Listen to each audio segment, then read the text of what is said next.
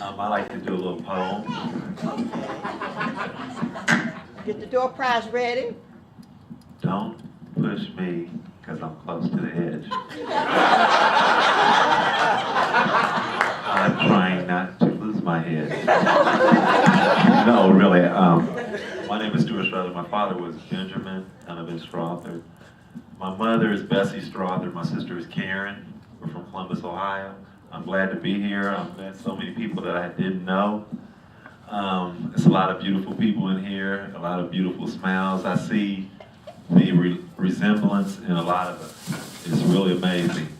And I'd just like to tell everyone to stop by my table and give me a hug. All right. Have a nice day.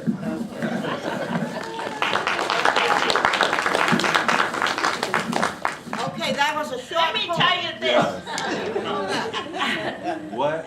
His mother is such a sweet person and a strong believer in education. Stuart had his accident on the way to college. When he got better, don't you know she sent him back to finish? Okay, who's next? I done told enough stories on everybody. I got more for later. Okay. That was a short poem, but Stuart, you can have a door prize. Hello, I just want to add a little bit about what she said about her brother Benny. His name was Benny? Yeah, Benjamin. He came out to California for a funeral, and someone said, "Oh yeah, tell Jeannie to take him around and take him out and show him the town, and because she likes to go places, she'll never stop moving." So they told me, take him. It's okay. I felt kind of embarrassed if I didn't take him because they'd already made such a big deal that I would, so I took him. And he was a wonderful person. He was just a lot of fun. He was real sweet. He tried to give me money. He kept saying, don't you need some money? Here's, I went to the ATM and got $300. He said, can I share this with you? Can I give you some money? I wouldn't even, I wouldn't even pay parking. I told him, I pulled out into the field over at Hollywood Park, out in the field where it was free parking. And I said, oh, we can walk up there. We don't even have to pay parking. We can just walk and save that money. I'll never forget this. Benny came back, he said, they like to walk me to death. I thought I was going to have a heart attack by the time I got to that club.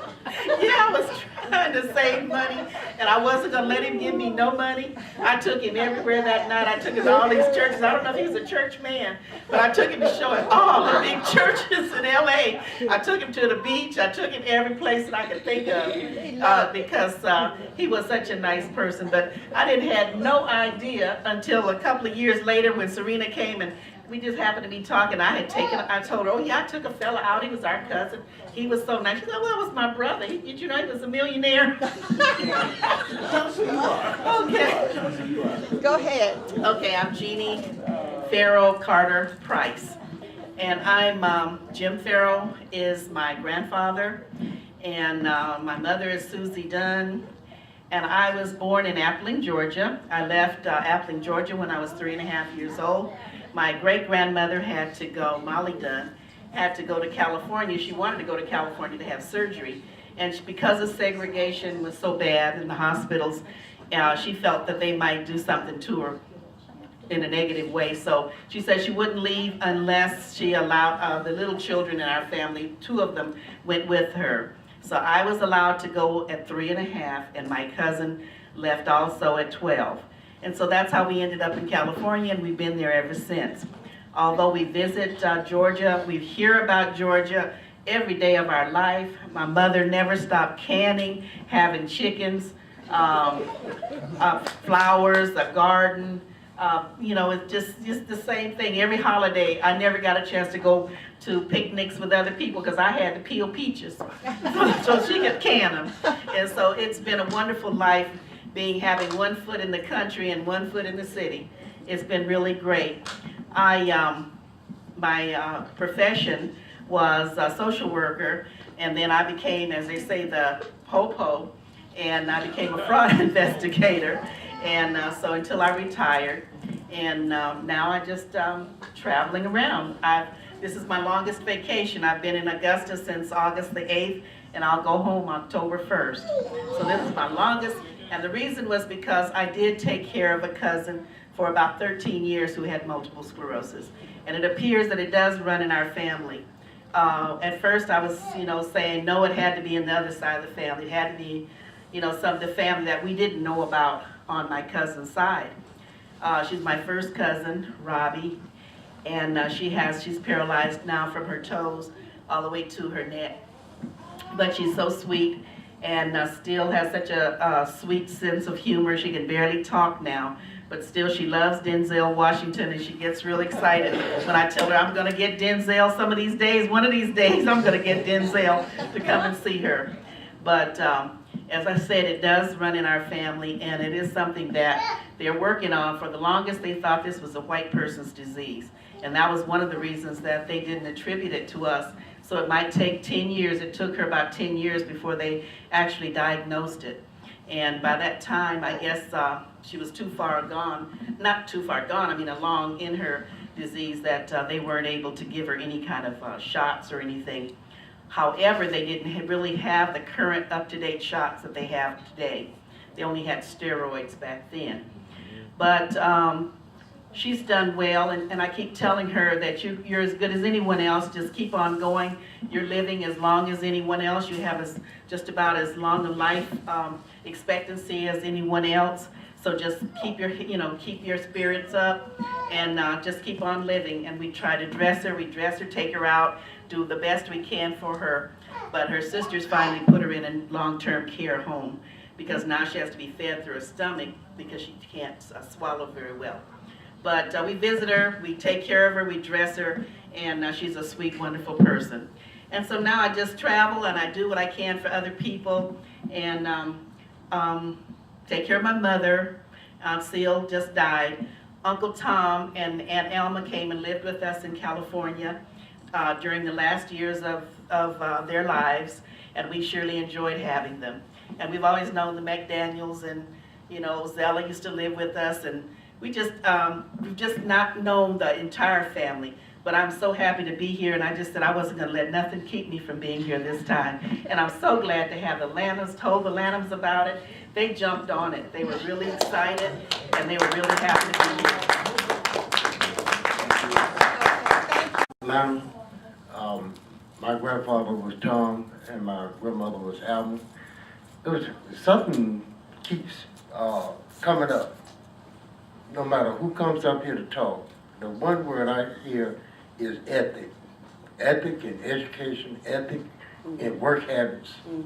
And I see that it's been passed on. The rest of you didn't know nothing about no spring. I'm here to tell you about the springs, the cows, the mules, the hogs, the chickens, all that. I'm the only person in this room probably that hated summer when they were coming up. Because I lived in Augusta, but every summer I was transferred to McCormick and Edgehill County to work on my father's farm and my mother's parents' farm. So I've never liked summer. I've never been a big person about summertime. And but that's one thing that keeps coming up is the ethic. My mother would put soap in your mouth if you didn't speak right. All right. My mother, you're gonna sit at that table, and if you don't do nothing else, you're gonna get your lesson. My father showed us how to bend your back and to do what you gotta do in order to accomplish whatever you gotta do. He was a hard-working man. Never made much money, but he would tell you any day, if it wasn't for my mother, he would have never had nothing. Because that lady could take $1 and spend it and get $1.01 change. I don't know how she did it, but she did it. She was thrifty. Very thrifty. All of the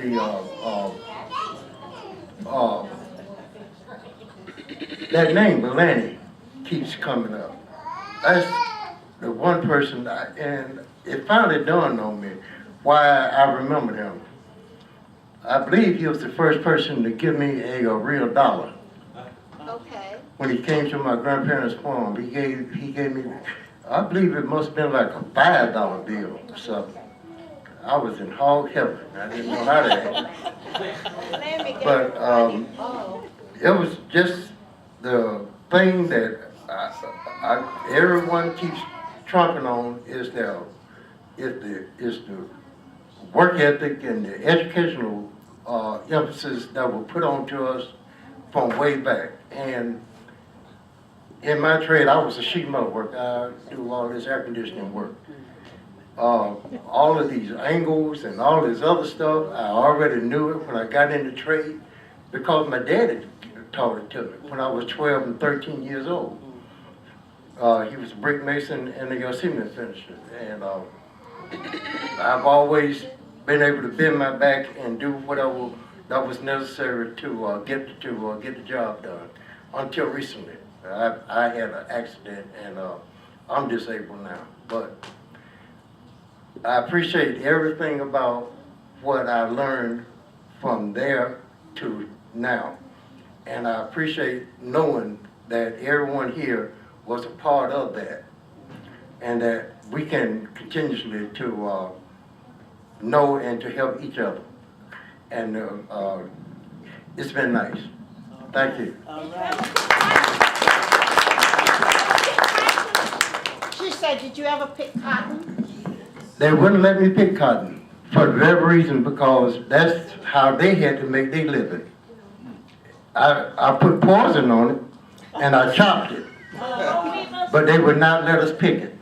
Did the poison stop the boll weavers? That's what the poison was for. We had DDT that you had in a bucket and you threw it beside the bushes.